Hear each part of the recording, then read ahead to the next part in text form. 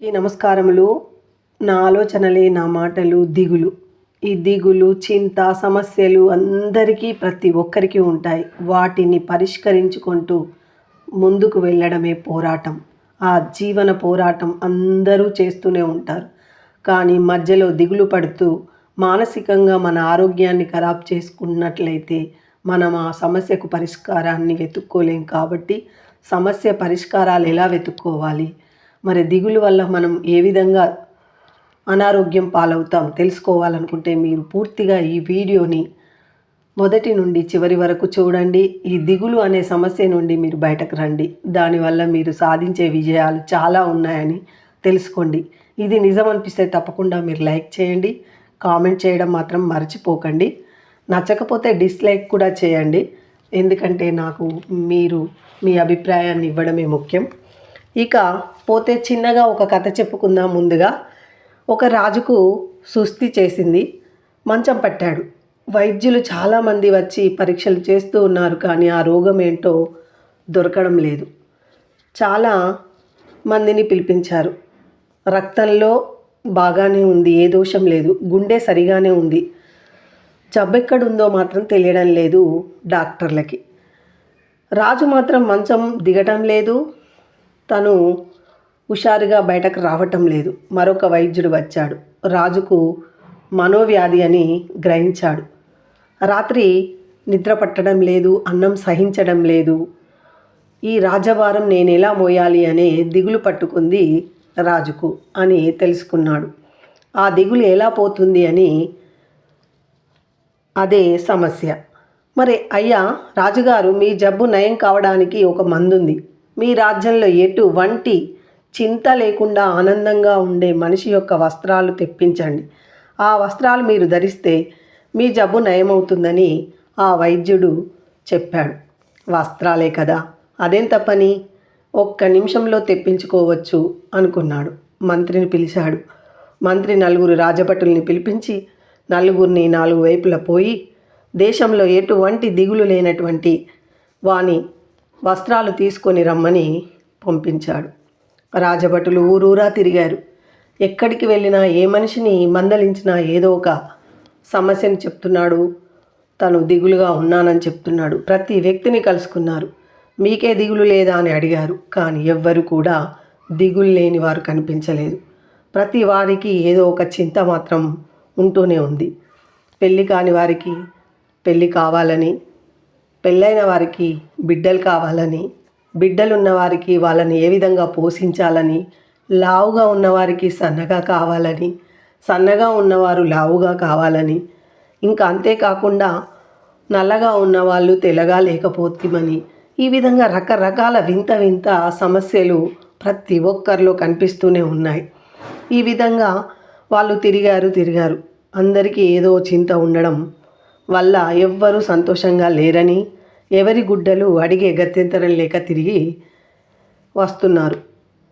అందుకు ఆఖరకు ఒక గ్రామం చేరుకున్నారు. చివరకు ఒక మైదానంలో చెట్టు కింద ఒకడు హాయిగా నవ్వుతూ నాట్యం చేస్తూ కనిపించాడు.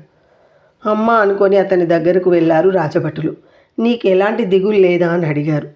దిగులెందుకు, హాయిగా చెట్టు కింద చేమల కింద తిరుగుతూ ఏదో ఒకటి దొరికితే దాన్ని తినుకుంటూ హాయిగా ఉంటున్నాను అన్నాడు. నీకు ఇల్లు వాకిలి లేదా అని అడిగాడు.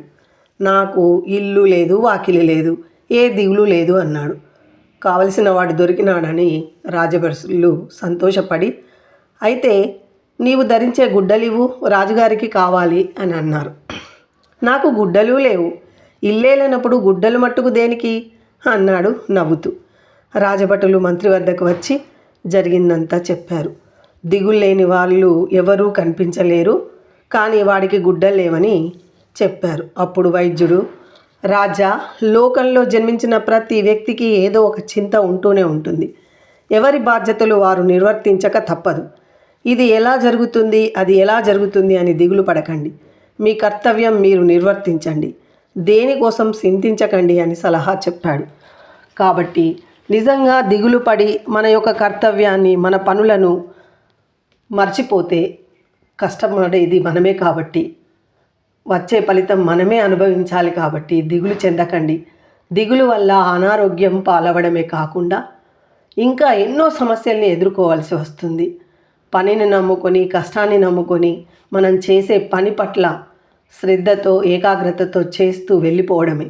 ఎవరో ఏదో అన్నారని, ఇది చేస్తే ఏమవుతుందనని, ఇలా ఎందుకు మాకు జరుగుతుంది అని, ఇలా రకరకాల ప్రశ్నలు మనలో మనం వేసుకుంటూ ఎవరినన్నా జ్యోతిష్యుని అడిగితే బాగుపడతామేమోనని, ఇంకా ఎవరినన్నా సహాయం అడిగితే జరుగుతుందోను, ఇట్లాంటి ఏ అపోహలకు మీరు పోకండి. ఎందుకంటే దేనివల్ల కూడా మనకు ఉన్నటువంటి సమస్య తీరిపోదు. మన వల్లనే మన సమస్య పరిష్కారం అవుతుంది. ఎందుకంటే దిగులు వల్ల మనము చాలా బాధపడవలసి వస్తుంది. ఈ దిగులుతో మనం ఉన్న సమయాన్ని కోల్పోతాం. ఆ సమయం అనేది చాలా ఇంపార్టెంట్. అంటే కాలం అనేది పోతే మళ్ళీ తిరిగి రాదు. డబ్బు పోయినా మళ్ళీ సంపాదించుకోవచ్చు, కానీ కాలాన్ని తిరిగి తెచ్చుకోలేం. కాబట్టి దిగులు పడకండి.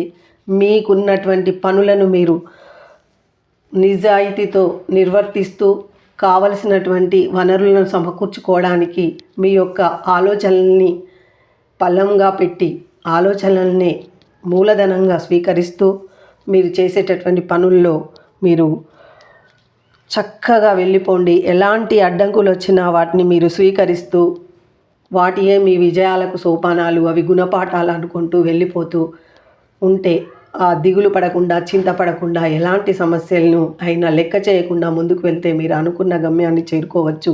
ఎంత పెద్ద రాజైనా దిగులుతో మంచం పట్టి కార్యక్రమాలన్నీ చేయకపోతే ఆ రాజ్యం ఏమవుతుంది? పాడైపోతుంది, బస్టు పట్టిపోతుంది. అదేవిధంగా మన ఇల్లు కూడా, మన యజమాని పూర్తి ఆలోచనలతో, మంచి ఆలోచనలతో ముందుకు వెళ్ళకపోతే మన జీవితం కూడా అలాగే అవుతుంది. కాబట్టి ఎలాంటి దిగులు చెందకుండా మీ సమస్యను మీరే పరిష్కరించుకోండి. అది మీ చేతిలోనే ఉందని చెప్తూ, నిజం అనిపిస్తే తప్పకుండా లైక్ చేయండి, కామెంట్ చేయండి, సబ్స్క్రైబ్ చేసిన మాత్రం మర్చిపోకండి.